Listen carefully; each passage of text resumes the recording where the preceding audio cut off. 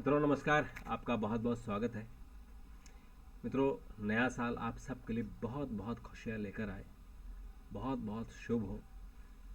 हमारे देश का एक एक नागरिक प्रगति करे, हमारा देश प्रगति करे और पूरी दुनिया में अपना परचम फहराए, ऐसी मेरी शुभकामनाएं हैं। मित्रों, जब हम नया साल मना रहे हैं तो हमें फ्लैशबैक में भी जाना चाहिए और कुछ ऐसी घटनाओं का जिक्र करना चाहिए जो बहुत सफल रही, जिसके कारण देश का नाम रोशन हुआ, और कुछ घटनाएं ऐसी भी रही जिन्होंने हमें पीड़ा दी। तो हम शुरुआत अच्छी खबरों से करेंगे। आपको पता है कि हमने चंद्रयान 3 की सफल लैंडिंग की और इस लैंडिंग ने पूरी दुनिया में तहलका मचा दिया था कि एक विकासशील देश इतने सस्ते और तकनीक में कैसे चांद पर पहुंच सकता है। चांद के दक्षिणी ध्रुव में, जहां अंधेरा रहता है, जहां ठंड ज़्यादा है, वहां हमने अपना चंद्रयान 3 उतारा। और चंद्रयान 3 ने जो वहाँ से तस्वीरें भेजी हैं, जो स्टडी हमारे साइंटिस्ट करेंगे, वो कमाल की हैं। और उसके बाद फिर हमने आदित्य L1 को भी सफल लॉन्च किया, जो सूरज की स्टडी करेगा, सूरज के रहस्यों को खोलेगा। कुछ तो ऐसी दुर्लभ चित्र हमारे आदित्य L1 ने भेजे हैं जो कमाल के हैं। तो ये बहुत बड़ी उपलब्धि थी। दूसरी उपलब्धि हमारे देश की, हमारे देश ने G20 की अध्यक्षता की पूरे साल भर, यानी नवंबर 2022 से नवंबर 2023 तक 200 स्थानों पर प्रोग्राम हुए। और G20 के प्रोग्रामों को जनता का प्रोग्राम बना दिया गया, यानी पीपल्स G20 बना दिया गया। ये भी एक हमारी बहुत बड़ी उपलब्धि थी। और 9 और 10 सितंबर को दिल्ली में शिखर सम्मेलन हुआ, जिसमें रूस के राष्ट्रपति और चीन के राष्ट्रपति को छोड़कर सभी राष्ट्राध्यक्ष यहाँ पहुँचे और पूरी दिल्ली गहमा गहमी थी, यानी पूरी दिल्ली में दुनिया की शक्तियाँ यहाँ थी। ये बहुत बड़ी उपलब्धि भारत के लिए थी। भारत के लिए एक और उपलब्धि थी कि भारत ने अफ्रीकन यूनियन को भी G20 में शामिल करा लिया। ये बहुत बड़ी उपलब्धि थी। तो G20 भारत के नाम रहा। पूरा दुनिया में पूरी दुनिया ने भारत का गुणगान किया। और बहुत सारे इश्यूज़ पे, जैसे यूक्रेन वार को लेकर,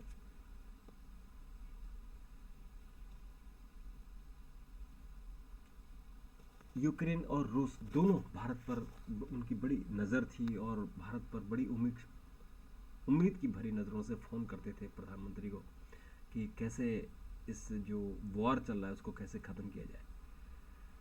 तो मित्रों, हालांकि ये दुर्भाग्यपूर्ण रहा कि युद्ध ख़त्म नहीं हुआ, न हमास का, इजराइल का, और न ही यूक्रेन और रूस का, लेकिन भारत की प्रयास जारी है।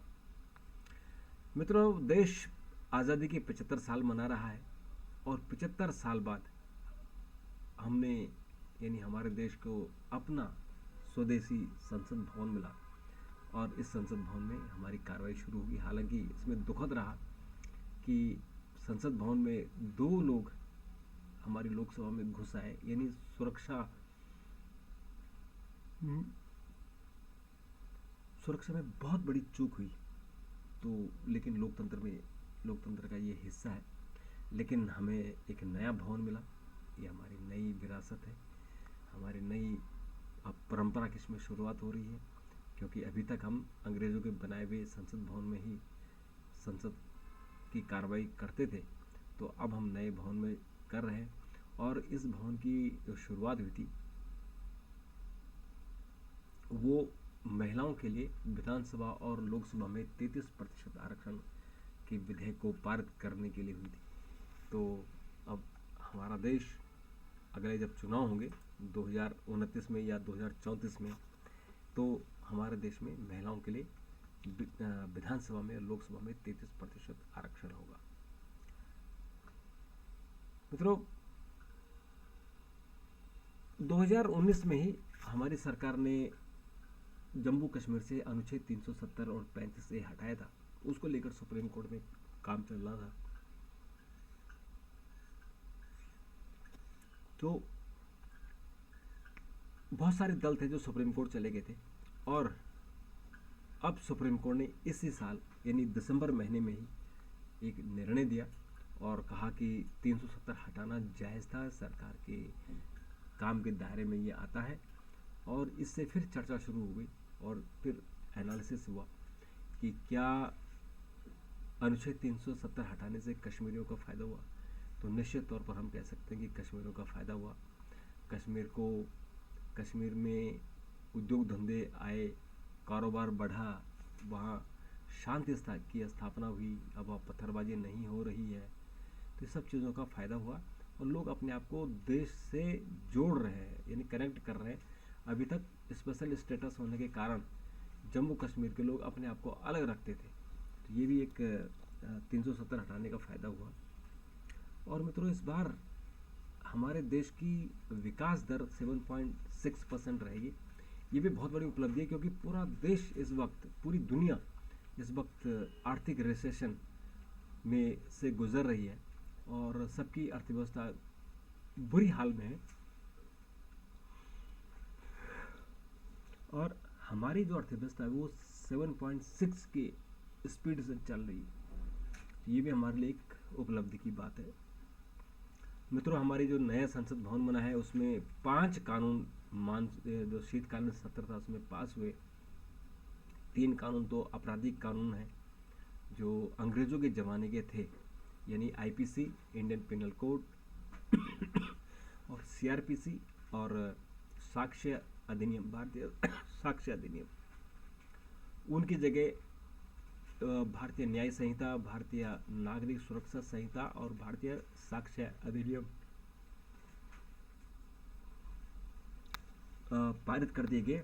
अब इनकी राष्ट्रपति ने साइन कर दिए हैं। अब केवल नोटिफिकेशन रहना बाकी हो गया, और नोटिफिकेशन तब होते हैं जब इनकी रूल्स बन जाते हैं। अभी नियम बनने बाकी हैं, क्योंकि कानून तो पास हो गया, लेकिन कानून बनने के बाद रूल्स बनते हैं। तो ये बड़ी उपलब्धि रही। फिर हमने टेलीग्राफ एक्ट, ये भी 1876 का था टेलीग्राफ एक्ट, उसको भी चेंज कर दिया है। और उसके अलावा जो हमारा press and registration of book act यानी पीआरबी एक्ट था 1867 का, उसको भी चेंज कर दिया। उसकी जगह प्रेस और पीरियडिकल्स रजिस्ट्रेशन अधिनियम रखा गया है। तो ये भी बड़ी उपलब्धि हमारे लिए रही कि अंग्रेज़ों के ज़माने के कानून अब भारतीय जो परिप्रेक्ष्य है उसके हिसाब से बन रहे हैं। इस बार कांग्रेस और बीजेपी का भी मिला जुला असर रहा। बीजेपी ने 3 राज्य जीते, छत्तीसगढ़, मध्य प्रदेश और राजस्थान। मध्य प्रदेश में रिपीट किया। और कांग्रेस ने भी 2 राज्य जीते। बीजेपी ने कर्नाटक खोया तो कांग्रेस ने जीता। कांग्रेस ने छत्तीसगढ़ और राजस्थान खोया तो तेलंगाना जीता। यानी कांग्रेस ने 2 राज्य हारे तो 2 राज्य जीते भी, जबकि भाजपा ने एक राज्य हारा तो 2 राज्य जीते। तो इस तरह से जो एवरेज है वो कहेंगे कि कांग्रेस को तो 50-50 है, बीजेपी का 75% है। और इस बार बीजेपी ने बड़ा कमाल किया, 3 नए लोगों को मुख्यमंत्री बना दिया। राजस्थान में वसुंधरा राजे को नहीं बनाया, उनकी जगह भजनलाल शर्मा को बना दिया। मध्य प्रदेश में डॉक्टर मोहन यादव को बनाया। और जो शिवराज सिंह चौहान है उनको नहीं बनाया। और छत्तीसगढ़ में रमन सिंह की जगह विष्णुदेव साय को बनाया। तो ये एक नया एक्सपेरिमेंट बीजेपी ने किया है, और ये भविष्य के राजनीति के लिए उन्होंने किया, ताकि ये लोग जो नए चेहरे बने, ये युवा है, ये कई साल तक राज कर सकते हैं। इसके लिए मित्रों एक और कि वोट परसेंटेज बढ़ा है, और रिकॉर्ड नकदी भी इस बार इलेक्शन कमीशन ने जो कैंडिडेट थे उनसे छीनी है। और इसके अलावा मित्रों हमारे जो चीन और भारत के संबंध हैं वो सामान्य नहीं हुए, क्योंकि चीन जो बोलता है वो करता नहीं है, और जो करता नहीं है वो बोलता है। तो लद्दाख को लेकर जो तनाव बना हुआ था वो अभी भी जारी है।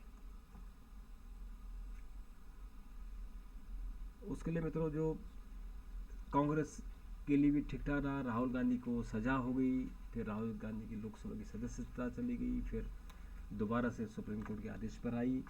अब उनको चूँकि अपील में जाना है, और उन्होंने भारत जोड़ो यात्रा की थी, और अब वो भारत न्याय यात्रा शुरू कर रहे हैं 14 जनवरी से। तो कांग्रेस का हो सकता है कि आने वाले दिनों में कांग्रेस को इन यात्राओं का फायदा मिले। वंदे भारत ट्रेन इस साल खूब चली, और 82 सेवाएं लॉन्च की गई हैं। इसके अलावा अमृत भारत ट्रेन भी शुरू हुई है, और इस तरह से नया नया काम हुआ। पहली भारतीय एक महिला को रेलवे बोर्ड का चेयरमैन बनाया गया है, और ये इतिहास में है, 166 सालों के इतिहास में है। और एक सीईओ जो जया वर्मा सिन्हा है, उनको रेलवे बोर्ड का चेयरमैन बनाया गया है। इसके अलावा मित्रों इस वर्ष मिलेट वर्ष घोषित किया गया, यानी जो हमारे मिलेट्स हैं, हमारे जो ऑर्गेनिक फूड्स हैं, हमारे रीजनल फूड्स हैं, उनको बढ़ावा देने के लिए मिलेट्स वर्ष बनाया गया।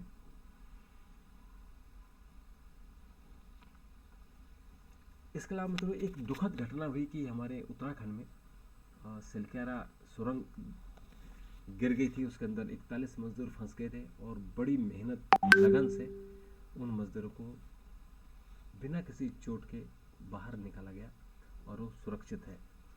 तो एक दुखद घटना, और भारतीय क्षमता का भी प्रदर्शन हुआ कि कैसे हमने उनको करीबन 60 मीटर अंदर धरती के अंदर बंद कैद सुरंग में फंसे मजदूरों को हमने निकाला। उसके अलावा मित्रों राम मंदिर के लिए प्रधानमंत्री ने एयरपोर्ट और रेलवे स्टेशन का उद्घाटन किया। रेलवे स्टेशन जो अयोध्या धाम के नाम से बनाया गया है, और जो एयरपोर्ट है वो महर्षि वाल्मीकि के नाम से। तो प्रधानमंत्री ने इसका उद्घाटन किया, और अब तैयारियां हैं 22 जनवरी को बड़े धूमधाम से उद्घाटन होगा, और पूरे देश में दिवाली मनाई जाएगी। तो नया साल जो होगा वो राममय होगा, और पूरे देश उस दिन दिवाली, असली दिवाली मनाएगा, क्योंकि 550 सालों के इंतजार के बाद राम मंदिर का निर्माण हुआ है। तो मित्रों पुराना साल तो मिला जुला रहा, नया साल बहुत शुभ हो, बहुत अच्छे परिणामों वाले हो, और सबकी तरक्की हो, यही मेरी शुभकामना है। तब तक के लिए नमस्कार, थैंक यू, धन्यवाद।